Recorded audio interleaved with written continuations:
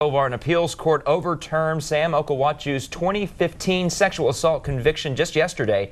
News Channel 25's Mackenzie Henderson joins us now live in the Waco newsroom. Mackenzie, you have statements from 3 people involved in this case. Yes, Seth and Ann, attorneys for McLennan County, the victim, and Ukwuachu all reacted to the case through statements instead of going on camera.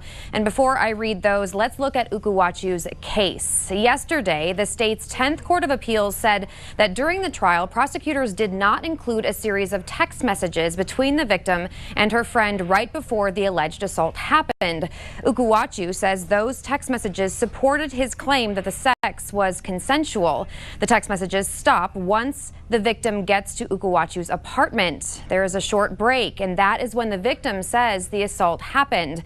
Then they start back up again as she tells her friend that Ukwuachu raped her. Now, the victim's attorney, John Clune, told ESPN, "We are very disappointed to hear the news, mostly because our client has been through so much as it is, but she will continue to cooperate with whatever the authorities need from her going forward."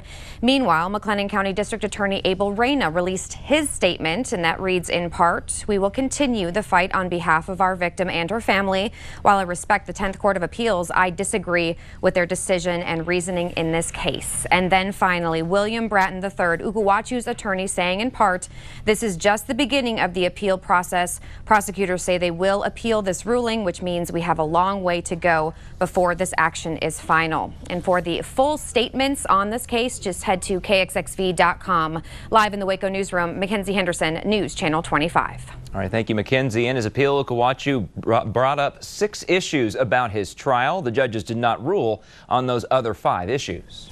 Ukwuachu transferred to Baylor after he was dismissed by the Boise State head coach in 2013. Boise State never released any details on why he was kicked off the team. In 2013, NCAA transfer rules made Ukwuachu ineligible to play for Baylor.